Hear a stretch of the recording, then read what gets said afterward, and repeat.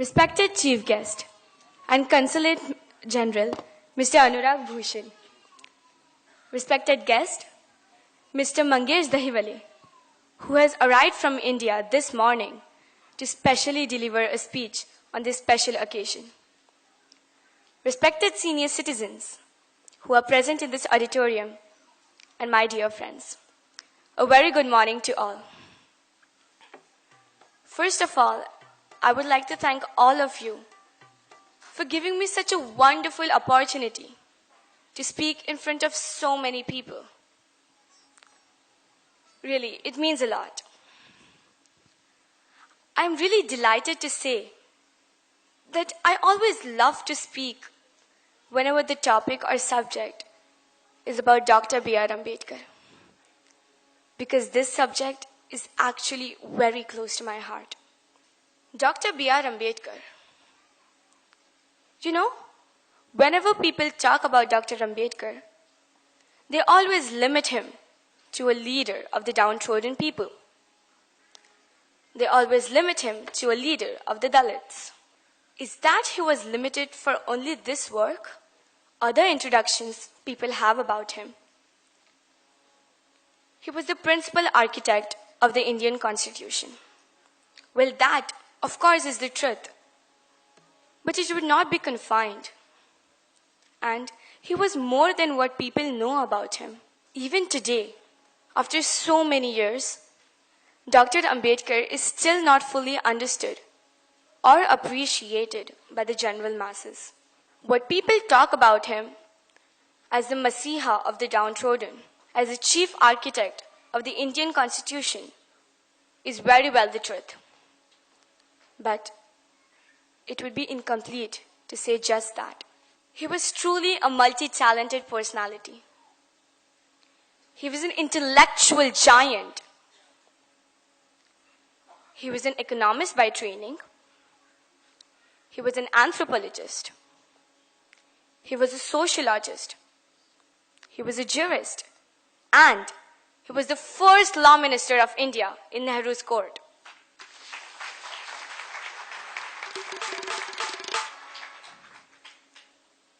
These are the various facets of his personality, which people still do not understand.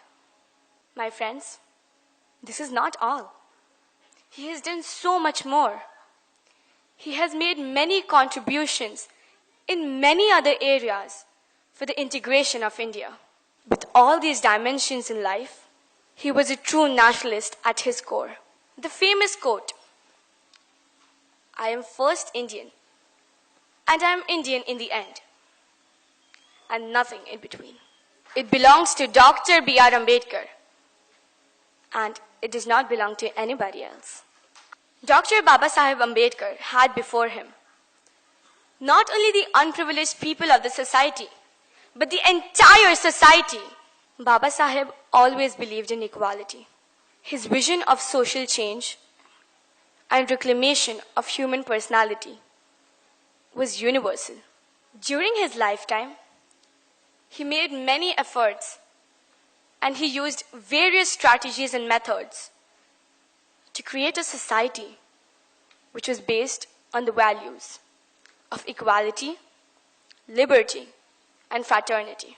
दोस्तों, मैं एक लड़की हूँ, भारत देश की पुत्री हूँ, और एक लड़की होने के नाते डॉक्टर बाबा साहेब अम्बेडकर ने नारी जाति पर किए हुए सारे उपकारों से भली भांति परिचित हूँ और उनके बारे में काफी कुछ पढ़ भी चुकी हूँ।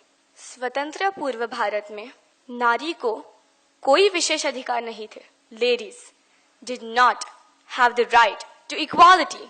उदाहरण के तौर पर बता दूं, मृत व्यक्ति के संपत्ति का वारिस सिर्फ उसका पुत्र हो सकता था, मगर आज कानूनन वो हक उसकी बेटी का भी है, और ये सिर्फ और सिर्फ डॉक्टर बाबा साहेब अम्बेडकर ने लिखे हुए राज्य घटना के कारण हुआ है. अगर कोई औरत को किसी कारण डिवोर्स दिया जाता है तो उसके उपजीविका के लिए उस पुरुष को अपनी आमदनी से उसे शेयर देना होगा. ये भी संभव हो चुका है राज्य घटना के कारण. और हाँ, अगर कोई लड़की विवाह योग्य हो जाती है, she has all the rights to take her own decision to select her own groom. And these provisions are done into the Indian Constitution by Dr. B.R. Ambedkar. Ladies were not allowed to take divorce from husband. उसके साथ ही मर मर के जीना पड़ता था. Yes, you heard me right. But today, the Constitution gives all us ladies the right to decide on this. आज अगर पति अन्यायी हो, तो कोई भी सज्जन महिला उससे मुक्ति पा सकती है, बिल्कुल कानूनन. दोस्तों, ये बाबा साहब ने हम सबको बहाल किया हुआ भारत है, बिल्कुल modern India. By doing all these provisions into the Indian Constitution for all the ladies, irrespective of caste and religion, Dr. Baba Saheb Ambedkar ने सारी महिला जाति पर अनन्य साधारण उपकार किया है. I am so lucky to be born in independent India. I cannot imagine the life which my foremothers and my great-grandmothers lived before independence. Thank you, Baba Saheb, for all that you did for India and for all that you have done for the human life. My dear friends, celebrating Dr. Ambedkar's birth anniversary is not something for earning merit points. Just like the blind followers celebrate the birth anniversary of their gurus. This is a big mistake if someone thinks it this way. At least, I am not in the favor of this point, and I'm sure many of you here will agree with me. The real purpose of celebrating today, of celebrating this great occasion, to implement and follow his teachings in our life. In my view, we should cherish these memories. We should cherish the memory of Dr. Baba Saheb Ambedkar, as he has given all of us here a valid philosophy of life. Dr. Ambedkar was not only a man of intellect, but he was also a man of great moral character. He was a liberal-minded leader with the ideas of democracy, freedom of thoughts and expressions. As regards to the philosophy of life,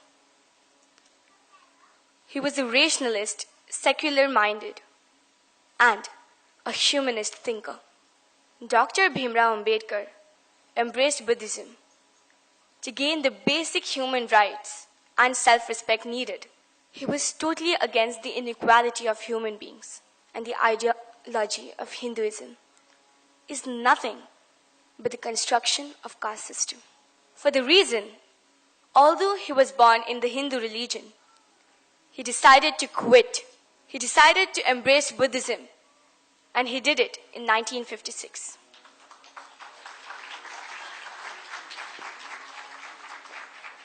Why Buddhism? From all the religions, why only Buddhism? Buddhism because Buddha's teachings are based on the values of morality and ethics. It has no kind of caste discrimination. It has no kind of caste system in it. Buddha's teachings are modern, rational, and contemporary. And Buddha makes us think and live by a reason.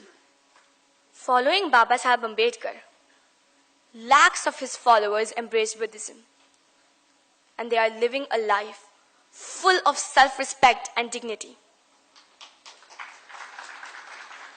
Finally, I would like to conclude by saying, cultivation of mind is the ultimate aim of human existence. As the mind cultivates, they seek light of knowledge. As knowledge comes, they understand Baba Saheb. As one understands Baba Saheb, they understand themselves. And as they understand themselves, they are on the right path of liberation.